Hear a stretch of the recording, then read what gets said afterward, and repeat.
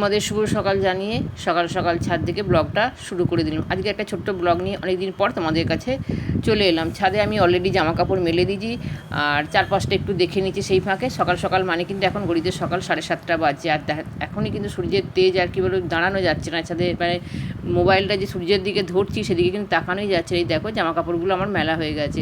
আশা করি তোমরা সবাই খুব ভালো আছো, আমি একদম তোমাদের মতোই আছি আর কি। এখানে জামা কাপড় মেলেছি, এগুলো হচ্ছে মানে কী বলো, সে ফার্স্ট রাউন্ডে যে কাঁচাটা সেটা হয়েছে, সেটা মেলে দিলাম। আর নিচে যাবো গিয়ে চাদরটা আমি কাচতে দেবো। এই দেখো চাদর অলরেডি কাচতে দিয়েছি। এটা আমি আর ছাদে উঠবো না, সুলেখাকে দিয়ে বলবো যে মেলে দিয়ে আসতো, মেলে দেবে আর কি।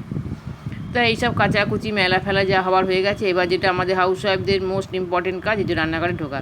এই যে নোটে শাকগুলো গরম জলে ভিজিয়ে রেখে আমি ছাদে গিয়েছিলাম, হালকা করে একটু ভিজতে দিয়েছিলাম আর কি, হালকা গরম জল করে আর কি। এখানে মাছটা ফ্রিজ থেকে বের করে জলে মিশিয়ে একটু ঠান্ডা জল আর কি, যাতে বরফটা তাড়াতাড়ি চলে যায়। আর এখানে নোটে শাকের আমি চচ্চড়ি করছি। আজকে রান্নাবান্নায় বিশেষ কিছু শেয়ার তোমাদের সাথে করবো না, ছোট্ট ব্লগ দিচ্ছি। এডিটিং করতে আমার একদম এই গরমে একদম ভালো লাগছে না, সময়েরও খুব অভাব চলছে, যার ফলে আমি ছোট্ট একটা ব্লগ দিলাম। এখানে চাটা অলরেডি দেখো আমার করা হয়ে গেছে। আর আজকে মাছ কোনো রান্না করবো না, শুধু ভাজা করব। আর এখানে দেখো মেয়ে স্নান টান হয়ে গেছে, ব্রেকফাস্ট সমস্ত কিছু করে ওর প্রজেক্টের কাজ নিয়ে বসেছে, প্রজেক্ট করছে। আর আমি ওকে একটু ক্যামেরা বন্দি করে নিলাম। এই স্কুল লাইফটা শেষ হলে প্রজেক্টের হাত থেকে আপাতত মুক্তি পাবে। এইবার দেখো আমি চলে এসেছি একটা আম গাছের, একটা না দুটো আছে আমি বুঝতে পারছি না ঠিক মানে প্রপার আর কি। তা তোমরা এটা দেখে হয়তো ভাবছো আমি কোনো জায়গায় গিয়েছিলাম, কোনো জায়গাতেই যাইনি। এটা হচ্ছে আমার ভাসুরপো ভিডিওটা করে আমাকে পাঠিয়েছে। ইনফ্যাক্টলি ওর সাথে আমার মেয়ের বন্ডিং খুব সুন্দর, ওরা দুজনেই পড়াশোনা করে আর কি। তো যখন যেমন সুযোগ হয় ওরা হোয়াটসঅ্যাপে চ্যাট করে, যত না কথা ওরা চ্যাট করতেই বেশি পছন্দ করে আর কি। তো আমার মেয়েকে ভিডিওটা করে পাঠিয়েছিল। নর্মালি যেভাবে সবাই ভিডিও করে আর কি, ও সেভাবে করেছিল, আমাকে দেখাচ্ছিলো, মা দাদা এই ছবিটা এই ভিডিওটা করেছে দেখো। আমি তখন বললাম তুই দেখলেই হবে না, যাতে আমার বন্ধুরাও দেখতে পায়, ওকে নর্মালিভাবে ভিডিওটা করে পাঠাতে বল।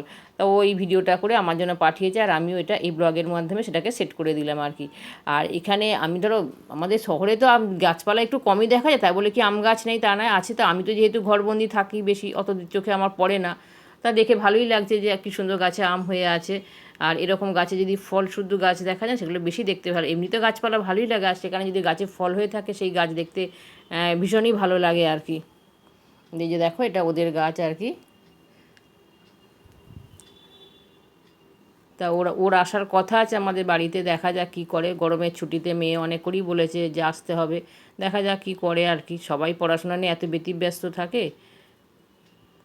আর এখানে দেখো এখন ঘড়িতে অনেকটা বাদ দিয়ে চলে এসেছি, বিকেল 5:30, 5:35 তোমাদের টাইমটা দেখালাম। এখন চলে এসেছি বাবুসোনা অর্থাৎ আমার শ্বশুরের জন্য চা করতে। এই যে চা দেখো ভিজছে। আর এই যে ফ্লাক্সটা দেখবে অলওয়েজ দেখবে আমার এখানে অথবা ডাইনিং সবসময়, বা টেবিলে ডাইনিং টেবিল সবসময় দেখতে পাবে অল টাইম ওর মধ্যে গরম জল ভরা থাকে বাবুসোনার জন্য, ওনার লাগে। আর এখানে দেখো চাটা ভিজে দিচ্ছি, আর ব্যালকনিতে চলে এসেছি। দেখো একটা ওই যে টবটা যে মানে আমার গাঁদা গাছ হচ্ছিলো, গাঁদা গাছ শুকিয়ে গেছে, অজস্র হচ্ছে ওখানে তুলসী গাছ হচ্ছে অজস্র ভর্তি একদম। আর এই চন্দ্রমল্লিকার চারাটা কতটা বড় হয়ে গেছে তোমাদের দেখালাম। সাধারণত হয় না, শুকিয়ে যায়, কিন্তু গাছটা বেশ সুন্দর হয়েছে। জানি না ওটা ঠিক থাকবে কি না, থাকলে তো খুব ভালো, তাহলে শীতকালে আর আলাদা করে ওটা বসাতে হবে না।